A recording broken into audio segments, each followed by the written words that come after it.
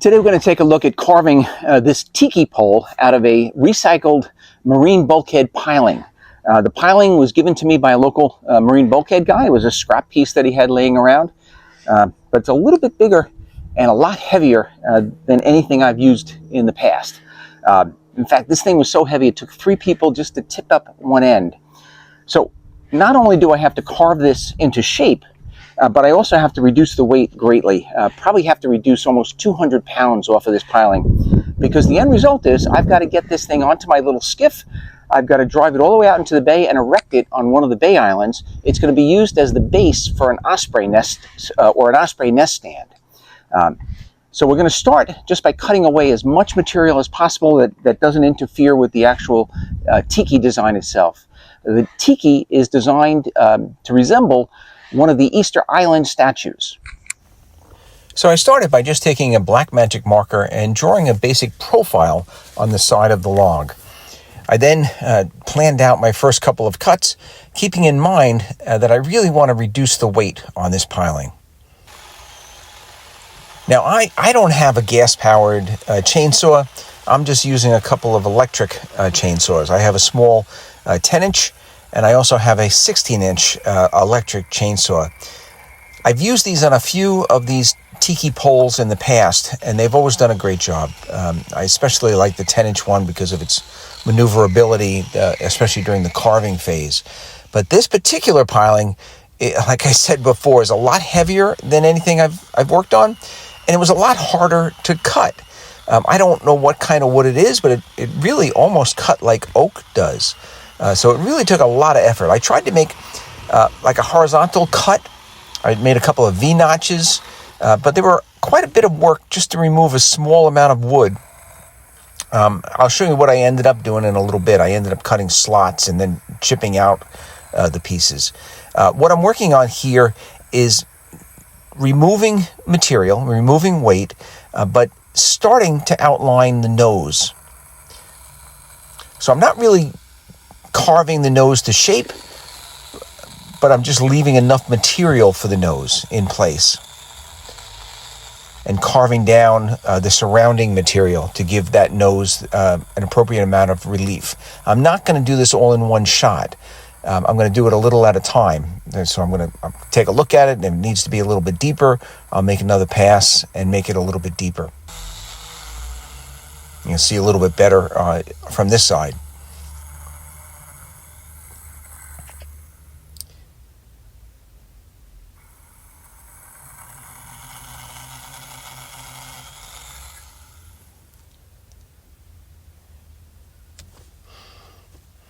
And just using a screwdriver to pry up that piece.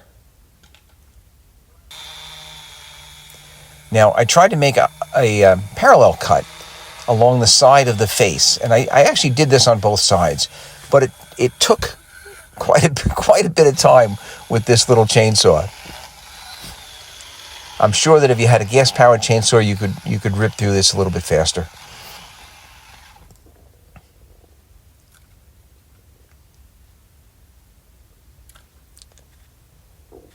So this is the basic face with the material removed. I can remove a little bit more going down towards the chin, from the lips down towards the chin.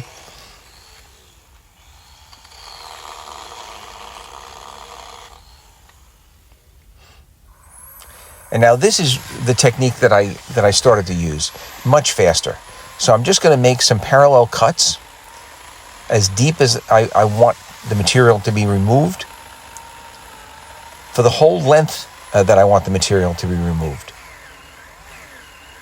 This doesn't take long at all.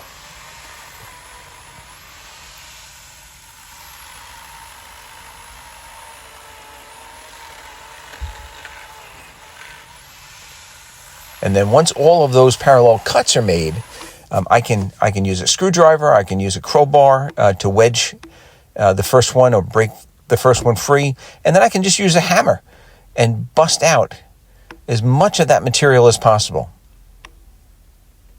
Now, it leaves a very ragged edge, but that can be cleaned up pretty quickly using the chainsaw, just running it back and forth, almost like a grinder. You're not going to get it perfectly smooth, but you're going to get it smooth enough, whereas you can continue then with an angle grinder. So at this point, I've removed enough material where I can actually pick this thing up a little bit and maneuver it. I couldn't do that originally. In fact, it took two guys just to pick it up a few inches. So now I'm going to go back to that 10-inch chainsaw, and I'm going to start to really carve the shape. So I'm starting to cut the curvature of the nose.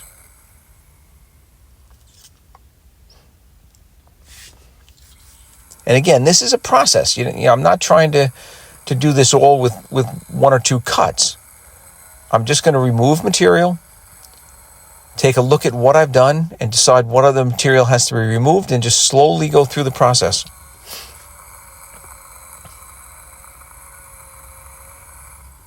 This 10-inch chainsaw is great only because it's very, very lightweight, so it's easy to maneuver.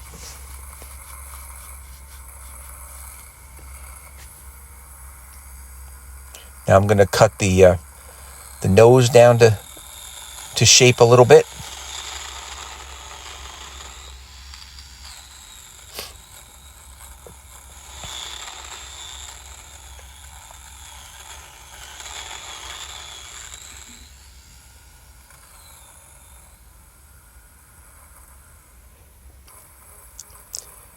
And I'm going to use just the edge of the chainsaw as a grinder and try to grind some of this material to shape, just to get rid of some of the real heavy cuts. And then all of these will clean up pretty quickly with the next tool that I'm going to use, which is a angle grinder with one of the wood cutting wheels. And that's what we've got here. So this is a 4.5-inch angle grinder. It's a great tool. You really have to be careful with this wood cutting bit. It is, and I can attest to this, very, very dangerous. You have to use two hands. Don't think that you can freehand or single hand this. You always have to be in control of that grinder. If that touches your skin, it will go to bone instantly. And I know that from experience, unfortunately. But it cleans up those rough grind lines from the chainsaw really quickly. So I'm using this kind of almost as the main tool for the job. After the chainsaw, I did most of the carving with this angle grinder. So I'm really starting to fine-tune that shape of the nose. I can work on the curvatures.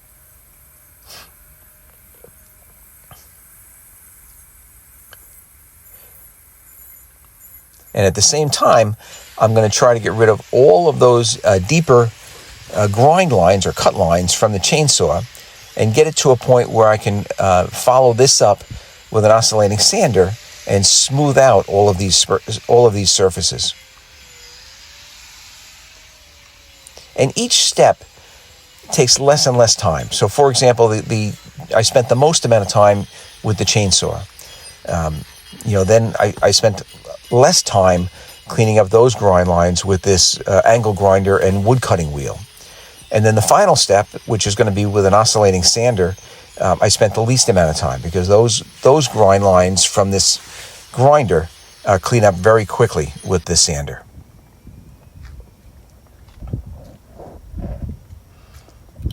So the Tiki, shaped kind of like a Easter Island statue. I'm going to continue to fine-tune this. I'm going to work on the curvature of the face. I'm using a flap sanding wheel on the same angle grinder. So this will get rid of those lines, those grind lines a little bit faster.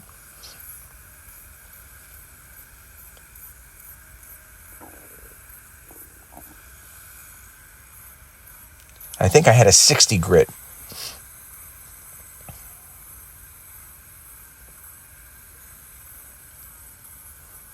And I didn't spend a tremendous amount of time using the flap sanding wheel, but I did go over the entire project with that and smoothed out all of those grind lines from the wood cutting wheel.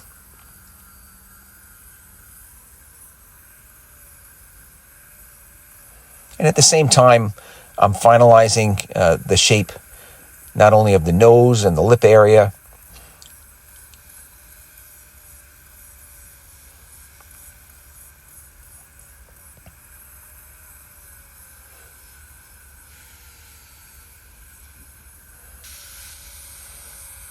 and smoothing out the face, the chin area, and getting it all ready for the final sanding.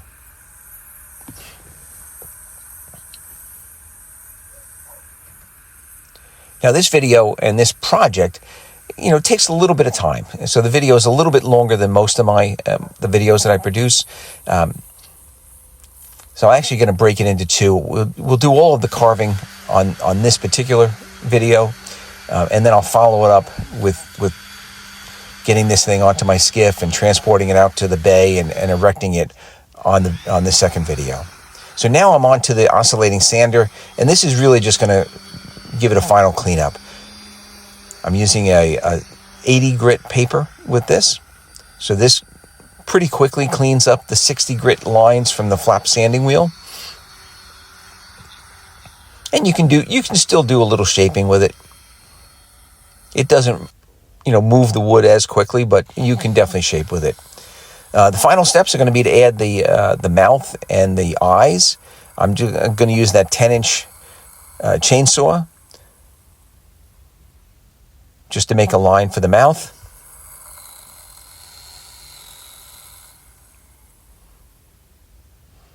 And I'll finish that off with the oscillating sander.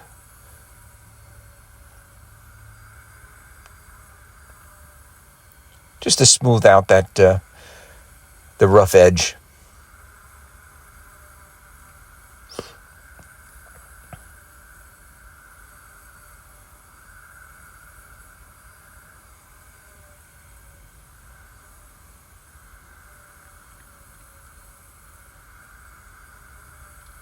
And you have to realize that this tiki is only going to be seen by 30 or 40 feet away. It's going to be on a marsh island.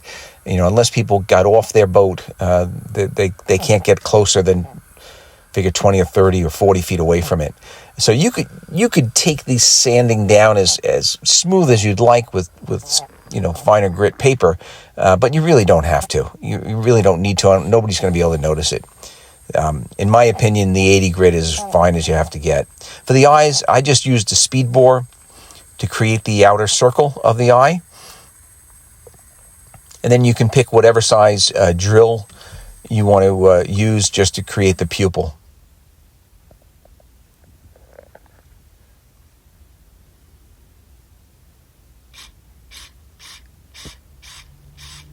And you don't have to go real deep. A half inch or so is fine.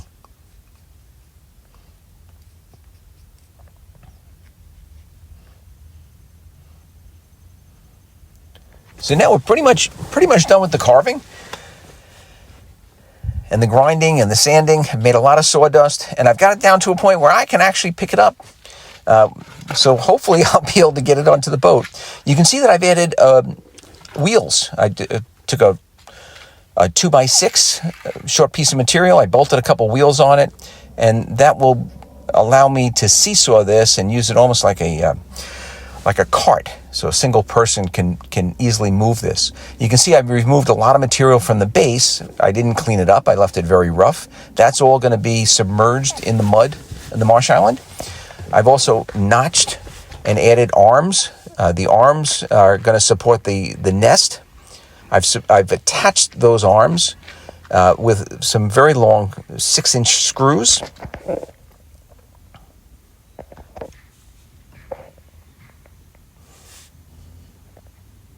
And I put a couple cross pieces up top just to give the birds a start with their nest building. And you can see how easily one person can now maneuver this around. So carving this tiki is basically finished. I added arms. The arms will support the osprey's nest. The next step is to break down the arms, get this monstrosity onto my little skiff, drag it out into the bay and erect it out there. Please like, comment, and be sure to subscribe if you want to see the next video where we're going to drag it out into the bay and erect it as a osprey nest stand. Thank you very much for watching.